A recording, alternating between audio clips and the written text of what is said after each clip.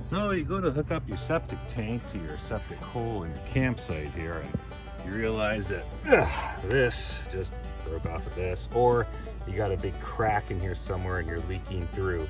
Take off the excess and get ready to get this thing back on. I'm going to show you how in 2 easy steps. Now you can try to wrestle this on and put some dish soap on there and try to slip it on, but these are made really stiff and rigid. How are you going to loosen that up or make it softer? Just boil some water.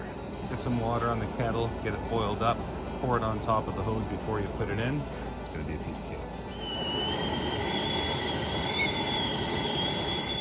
Now we're just going to pour some hot water over the end of the pipe. Doesn't take much.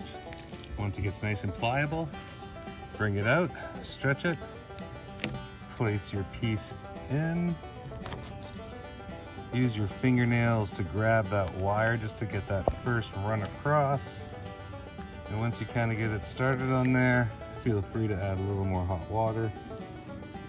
And that's just going to make it that much easier to slide it on effortlessly, like that.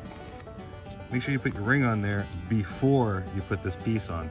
I'm going to put some duct tape over the end for added protection, and then I'll bring my clamp over and tighten it down.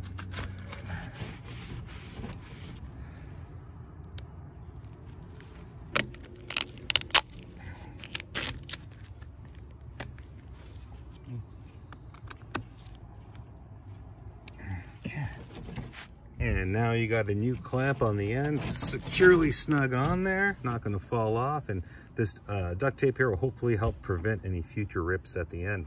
Hope this helped you out and got you out of a stinky situation.